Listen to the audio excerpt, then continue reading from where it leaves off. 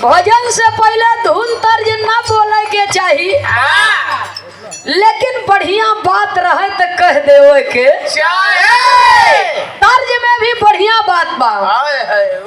कोई एक भारत का फौजी है, उसकी दुल्हन कहती है अपने सखी सहेली से, का कहत बा भैया हो, कहत बानी भारत के जननवा हो,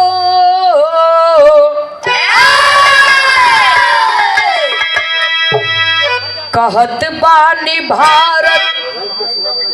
बेस का माइक बंद हो गया, देखो भैया सीटी कहाँ से उठा होता।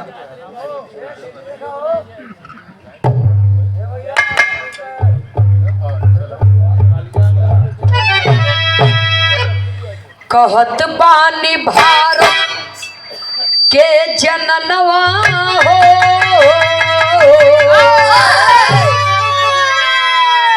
कहत बानी भारत के जननवा हो, सजनवा हो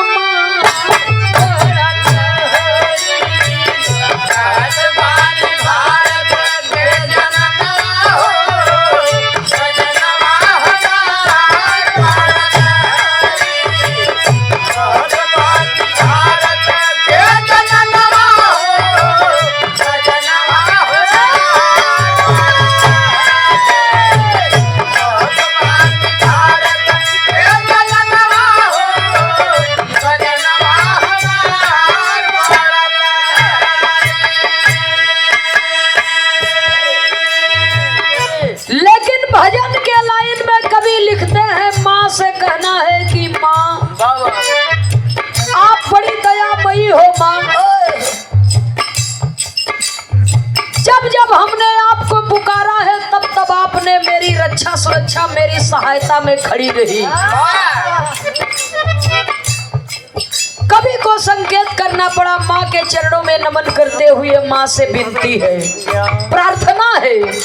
कैसे भैया हो,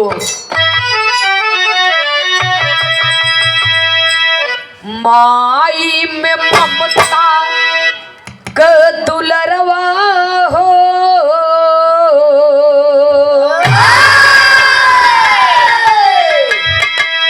माई में ममता क दुलरवा हो, अचरवा ओढ़ा माई में ममता क दुलरवा हो,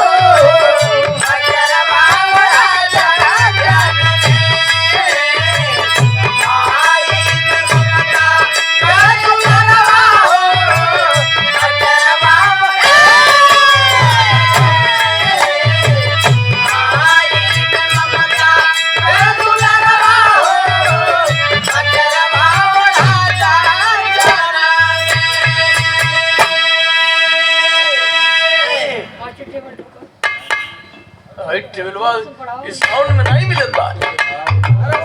आप तो मशीन लगे बैठ के तनी ध्यान से देखा।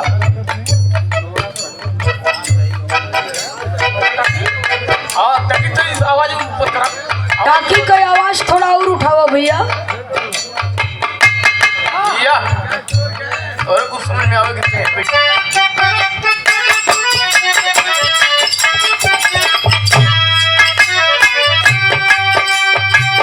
नौ महीना जरा भवे भोवनु मयरिया,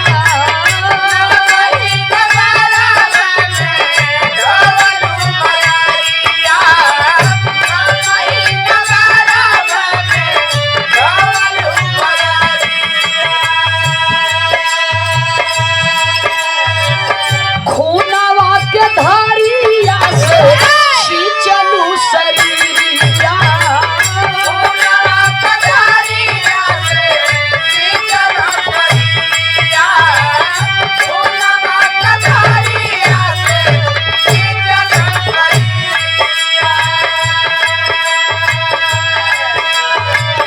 दूधवा पियवलू भरियरवा हो,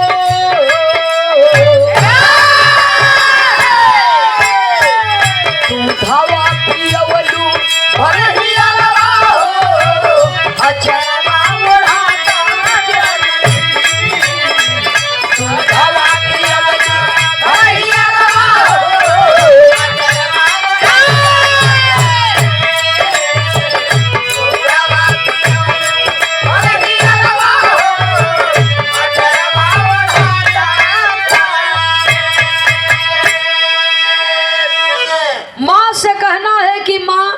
आप बड़ी दयामयी हो माँ। हाय। पहले बंद में कवि लिखते हैं 9 महीना गर्भ में ढोवलू मयरिया, खुनवा के धरिया से सींचलू शरीरिया। आपने 9 माह अपने गर्भ में मुझे रखा, और इतना ही नहीं आपके एक एक बूंद खून से मेरे शरीर की रचना हुई है। इस धरती पर मुझे आपने जन्म दिया, अपना सीना चीर करके अमृत रूपी दूध पिला करके मुझे जीवंत रखा माँ। आपके प्यार और आपके ममता का कृतज्ञ तो मैं जन्मों जन्म तक रहूंगी। आपकी ममता के मोतियों की बौछार इंसान ही नहीं भगवान के ऊपर भी पड़ी। दूसरे बंद में कवि को संकेत करना पड़ा, कहना है क्या?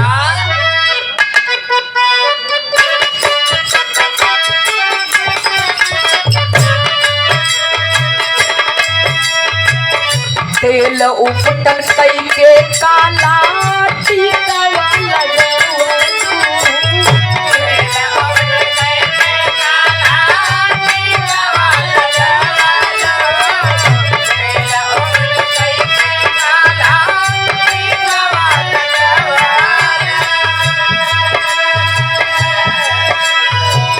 कई के आशीर्वाद मांगी मोतिया लुटावा।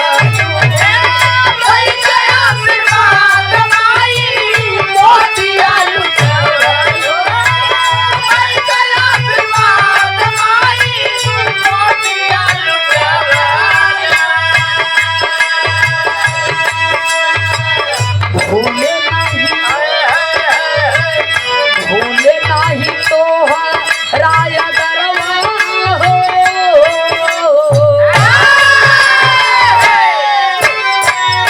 भूले नाही तो राय गरवा हो। अचरवा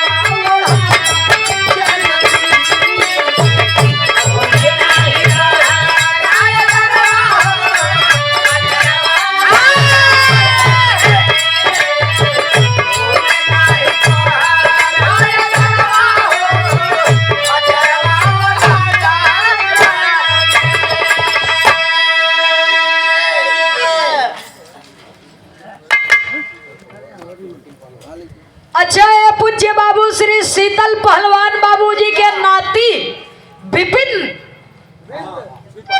अच्छा है विपिन पहलवान की ओर से।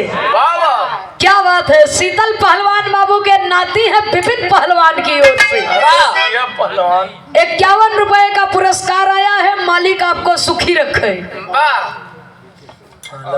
बढ़िया रियाज पानी बना रहा है, बब्बा का नाम रोशन करा।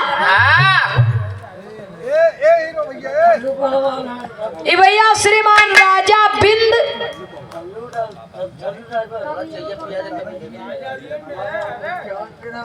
ये आपके घर कमलों द्वारा श्रीमान राजा बिंद जी की ओर से सादर 101 रुपया दे करके सम्मान किया गया। बहुत बहुत सादर नमन है आपको।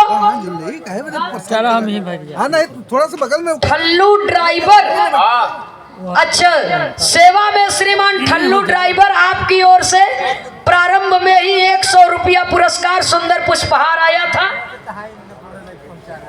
हाँ, और ये ठल्लू ड्राइवर की ओर से अभी अभी आपने ला करके ये पुरस्कार दिया है। बहुत बहुत भैया को सादर नमन है। श्रीमान राजकुमार बड़े भैया जी अमोई की पावन धरती से सादर 51 रुपया दे करके सम्मान किया। बहुत बहुत भैया को नमन है। अच्छा, पूज्य बाबू श्री शीतल पहलवान बाबू जी के सुपुत्र है बड़े भैया जी श्रीमान विपिन पहलवान बाबू की ओर से।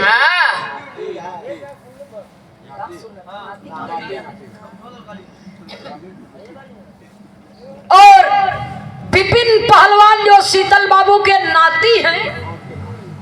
हाँ ठीक है, नाती हो पोता हो लड़का हो हैं तो परिवार ही न कुल के चिराग हैं, नाम रोशन करी। करते हैं। ये पहलवान बाबू के सम्मान में पुरस्कार दिए हैं 201 रुपया। मालिक सुखी रखे, परिवार सुखी।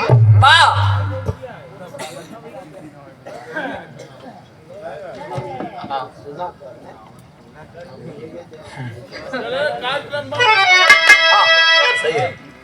माई के वंदना जिंदगी भर करत रहबा ना ओराई। बाबा एक ही लाइन में माँ की भजन पूरी हो जाती है। केवल हृदय से माँ शब्द कहना है और पूरे तन मन से माँ की सेवा करनी है। तो जन्मदायिनी माँ के चरणों में नमन करते हुए, स्वरदायिनी माँ के चरणों में नमन करते हुए भजन के आखिरी लाइन में खानदान के परिचय के साथ में लिखना पड़ा। क्या? माई के गर्भ से जन्म मिला, जीवन जिए की शक्ति मिली, लेकिन इस जीव को मोह माया के बंधन से मुक्ति कौन देगा? आखिरी लाइन में कहना है मास्टर साहब,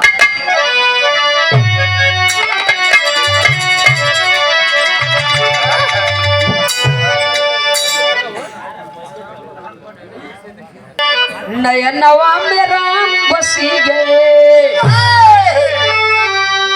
रामा रामा रामा रामा रे मोरे रामा, नयनवा में राम बसी गए, रामा रामा रामा रामा रे मोरे रामा, नयनवा में राम बसी गए,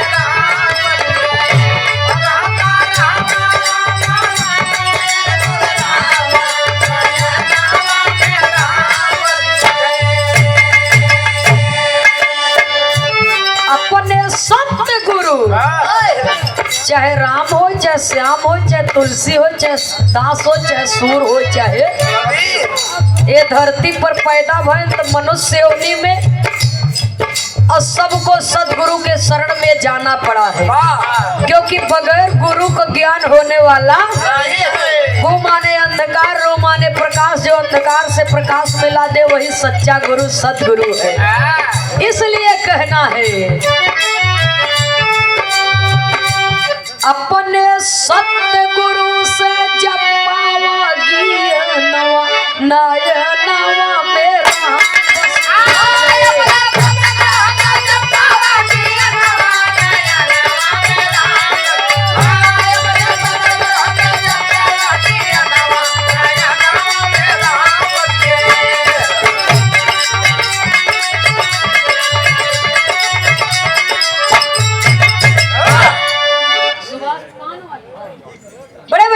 श्रीमान सुभाष पान वाले भैया जी की ओर से 51 रुपए का पुरस्कार आया है। बहुत बहुत सादर नमन है। मालिक सुखी रखे, उपस्थित सकल पंच को सादर नमन है।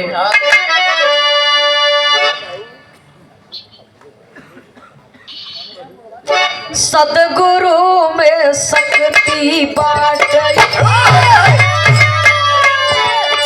कह गए दास पुकारे,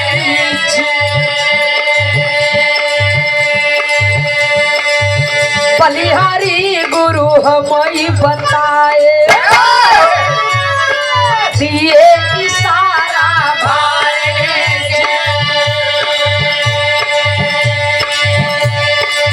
स्वामी जी है प्रभु हमारे, सब में दिए सवारे।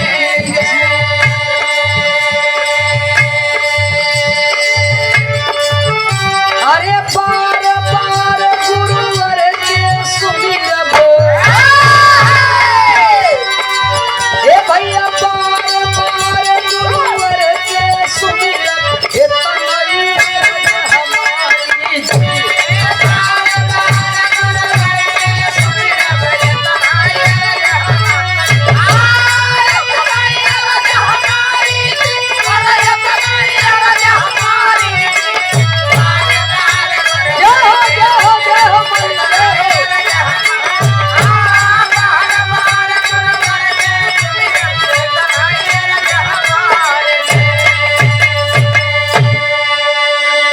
ये सब सदगुरु की बलिहारी, अरे ये सब सदगुरु की बलिहारी, अब हम पे दिए जतुइया डाले, नयनवा में राम बसी गए।